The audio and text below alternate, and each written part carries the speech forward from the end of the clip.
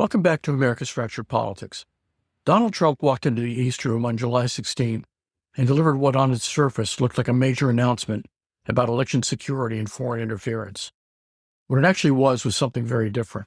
It was a campaign infomercial built on a lie, not a small distortion, not a selective omission, a fundamental inversion of reality, one that depends on his audience never reading the underlying documents he claims to be citing. Because here's the core of what he told the country: that newly declassified intelligence proves China interfered in the 2020 election to defeat him, that the system was compromised, that Americans were lied to, and that only he can fix it. And if you go back and read the actual intelligence assessment produced by his own administration, declassified on his watch, and now publicly available, you find something else entirely. Not ambiguity, not confusion, the opposite. The official record says Russia interfered in 2020 in ways that helped Donald Trump. It says China did not conduct the kind of systemic operation he is now describing. And it says there is no evidence that any foreign actor altered the machinery of the vote itself. So what are we dealing with here? It's not a disagreement over interpretation. It is a deliberate misrepresentation of the intelligence record. And that is happening less than 4 months before a midterm election that will determine control of Congress. Let's start with the facts. In March of 2021, the Office of the Director of National Intelligence released a report titled Foreign Threats to the 2020 U.S. federal elections. This was not a partisan document. It was released under Trump. It reflected the consensus view of the U.S. Intelligence community, agencies that at the time were operating under Donald Trump as president. The findings were clear. Russia conducted influences operations aimed at discrediting Joe Biden and the Democratic Party. They sought to promote Donald Trump's candidacy.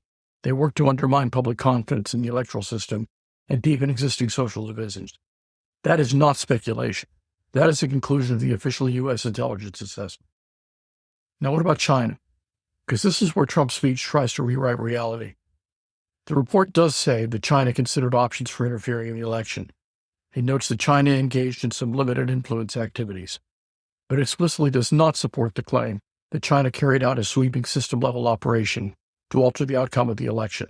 And most important, it states in plain language that there were no indications that any foreign actor attempted to alter any technical aspect of the voting process.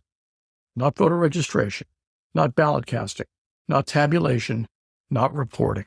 The machinery of the election held, that's the record. That is what the document says. Trump's own document. And that is what Donald Trump stood in the East Room and turned completely upside down. In his telling, China did not just dabble in influence efforts. It masterminded a covert operation that sabotaged his re-election. He claimed that deep state actors hid this from the public. He suggested that voting machines and ballot systems were compromised. He told Americans they had been blatantly lied to. But the only detailed vetted intelligence assessment we have says the opposite. And here is the key move he is making. He is borrowing the credibility of the intelligence community, of an official declassified report, and then counting on his audience not to read it. It is a classic tactic. Cite the document, invert its meaning, repeat the claim until it becomes the story. Because once you establish that foundation, once you convince people that the official record secretly proves the system is rigged, you can build something much larger on top of it. And that is exactly what this speech is doing. This is not just about relitigating 2020. This is about 2026 and 2028. We are now less than 4 months away from the midterm elections that will determine control of Congress. And Trump is laying the groundwork for how those elections will be perceived before a single vote is cast. He described American elections as worse than a third world country. He pushed sweeping changes like the SAVE Act, presenting them as necessary defenses against fraud and foreign manipulation. But the deeper objective here is narrative construction.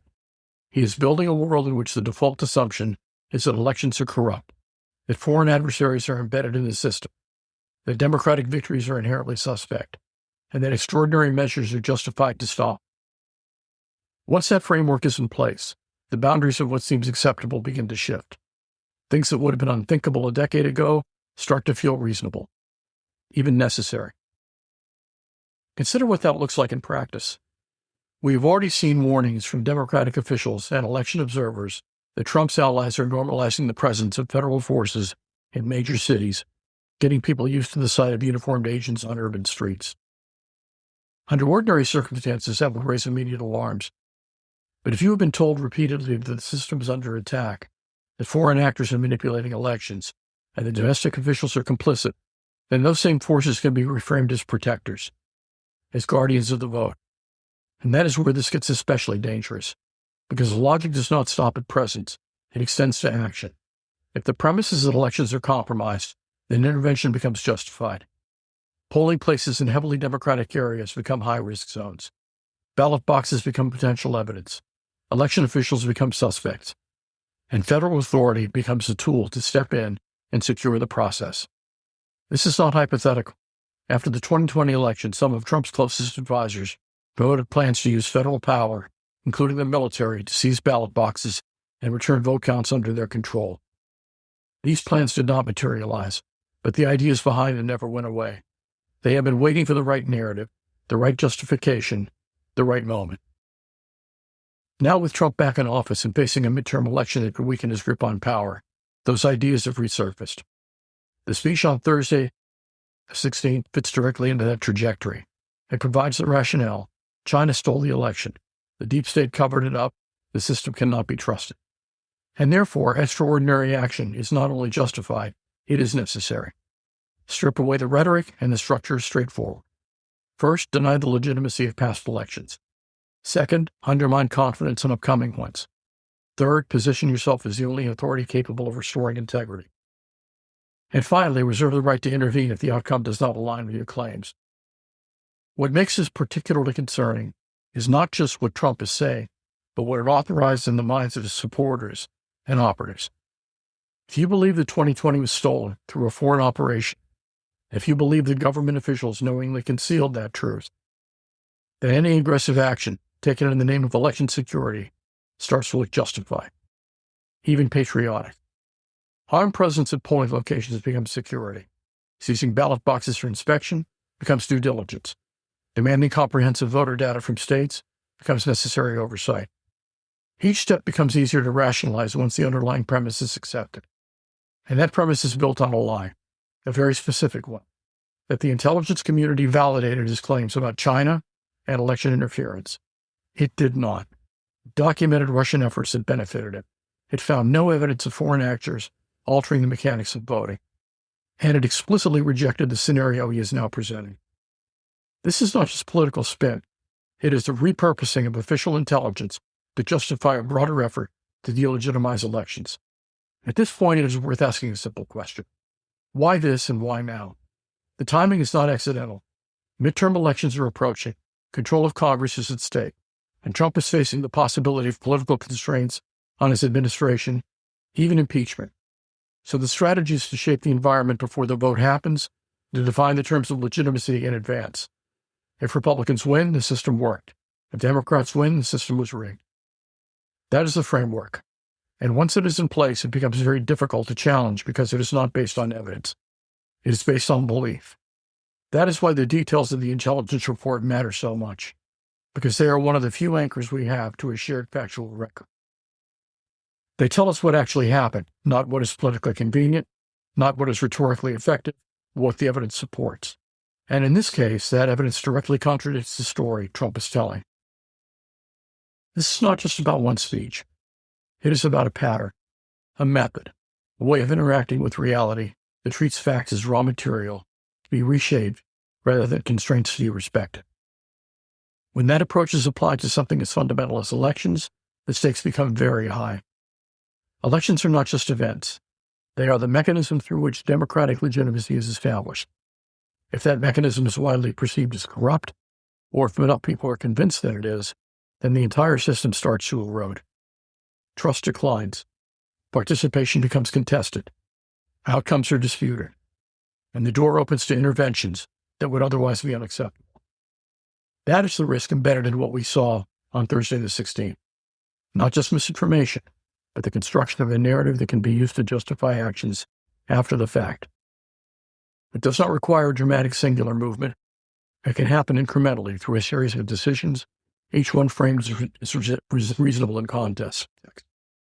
Each one justified by the same underlying claim that the system cannot be trusted. So where does that leave us? With a clear understanding of the facts. The intelligence community did not validate Trump's claims about China, did not find evidence of foreign manipulation of voting systems, and it did document efforts by Russia that aligned with Trump's political interests, with an awareness of the strategy.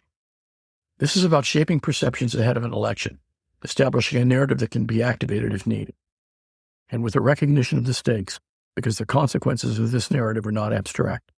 They affect how elections are conducted, how results are interpreted, and how power is exercised. The bottom line is simple. Speech was built on a misrepresentation of the intelligence record, on lies. It flipped the findings on their head, and it used that inversion to argue that the American election system cannot be trusted. From there, the path leads somewhere very specific, toward greater federal intervention, toward increased suspicion of legitimate outcomes, toward a system where results are subject to revision until they align with political expectations. That is what is at stake, and that is why this matters. On November 3rd, we must all vote in our greatest numbers. That is the only antidote to this criminality of this despot. This has been American Fractured Politics. Thank you for listening, and please vote on November 3rd.